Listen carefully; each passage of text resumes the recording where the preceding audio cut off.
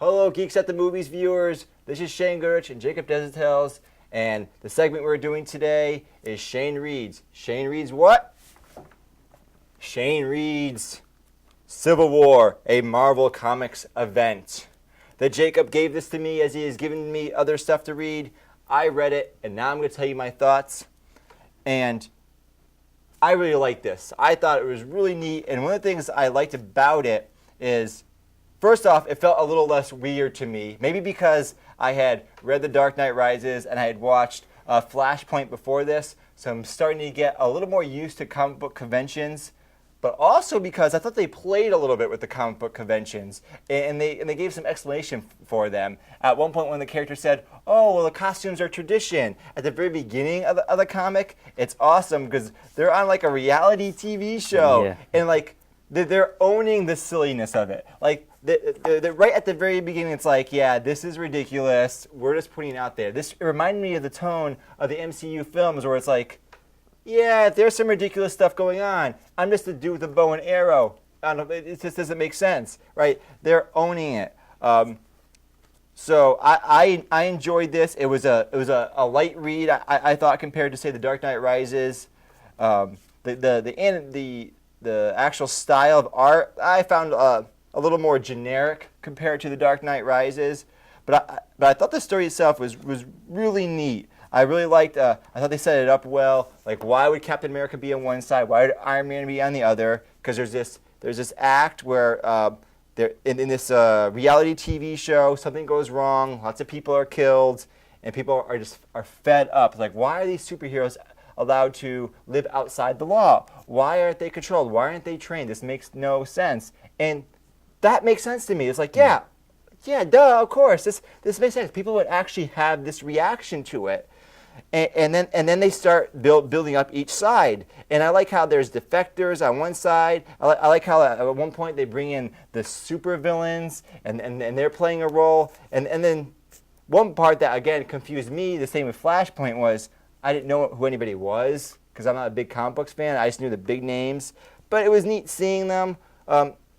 Jacob, tell me you tell me more about this because you know about the Civil War. You're the comic book guy. Tell me about Civil War. Like you were saying, it's more of a realistic take on like what would actually be like if superheroes were around, and like all these big disastrous things happen. Eventually, someone's going to be like, okay, we need to do something that's going to stop these things from happening. Right. Because superheroes are, like, people with superpowers are obviously the problem here, so we got to do something about it. So the government decides to do this Superhero Registration Act where people have to register with the government, and everyone is going to know there's a secret identity. And that's a problem for some people, like Captain America, who's like, no, we have freedom here in America. But then stuff happens with Tony Stark where he's like, yeah, I can understand what the government's going for, but he doesn't have a secret identity anyway. Everyone knows he's Tony Stark, so that's not a problem for him. So he sides with the government. Captain America starts like his own like little refugee type thing, and underground resistance movement. Yeah, they're kind of like the Secret Avengers, kind of. And like what a lot of people are talking about with the movie Civil War is what kind of role Spider-Man's going to play in that if he is indeed in it. And Spider-Man, because Spider-Man plays a really big role in this. There's an iconic scene in this comic where he takes off his mask in front of the whole world, and then that was a really funny scene with J. Jonah Jameson's watching it, and then he like faints after after he takes off his mask. I can see them doing that in the movie where they faint once he finds out. Yeah, and yeah, you're right. They go into like the whole silliness of it, and they're like, yeah, we get it. Here's some explanations. Right. That I really love that part. Now, there's a few minor quibbles I want to bring up. There's a few times where I felt stuff happened kind of out of nowhere.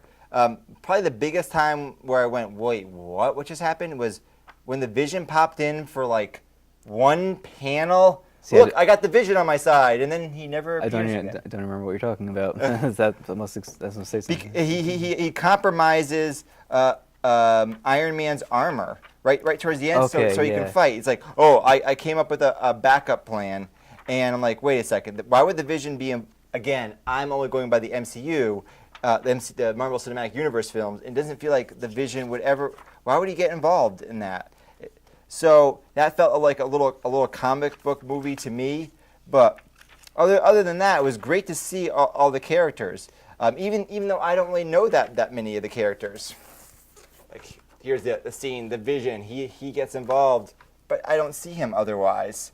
Yeah, he was probably just in like the background with the big group shots and something. Right. Some of the Did you other get stuff, did you get a kick out of that when they saw the big group shots? Because I didn't know who the people were. I'm like, who are these guys? I did. Like I actually don't know a lot of the minor characters, but I know what they look like. I just don't know their names, like what they're about. So, but it was cool to see those big group shots, like when at the end when they're all like going at each other. Yep. Like that was really cool. Like here's a group shot that did have the Vision, and it's really cool. I like these. I guess these were the covers for it, maybe. Yeah.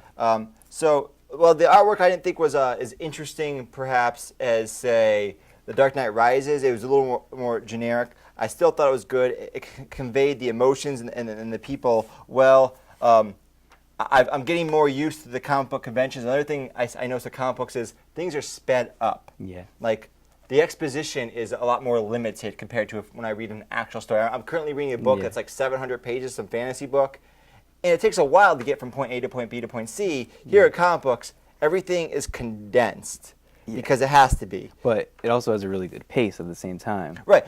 And I understand why comic books would appeal to younger viewers because to younger people because they don't want to read an epic novel, especially when you're young.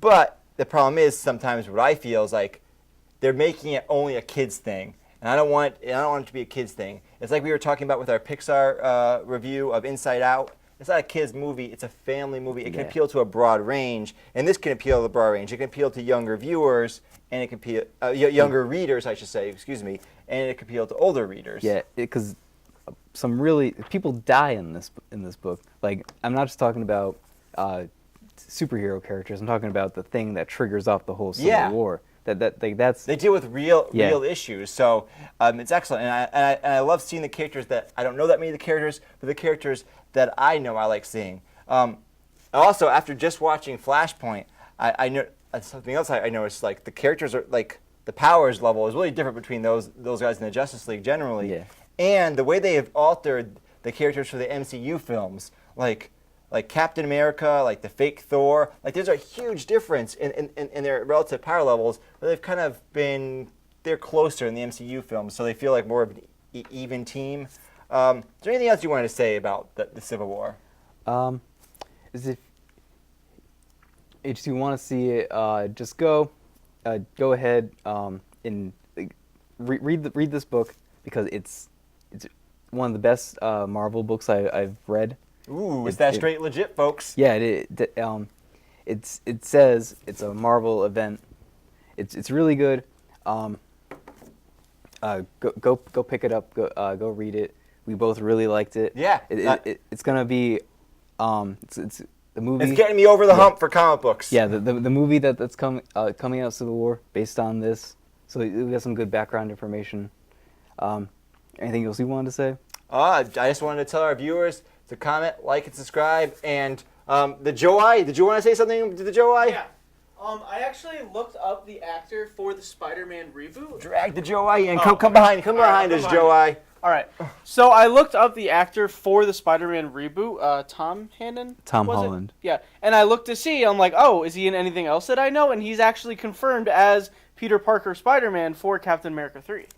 Oh, breaking news, folks. Confirmed. The Joe I bringing the breaking news. Oh, it is amazing. You heard it here at Geeks first, so you probably heard it somewhere else, but you heard it more interestingly at Geeks. But we'll talk about that on our main show. So anyways, like, subscribe, and share. This has been Shane Gurich, Jacob Deshells, and Joey the Joe I Lacasse, right? Yes. Yes. Talk to you guys later.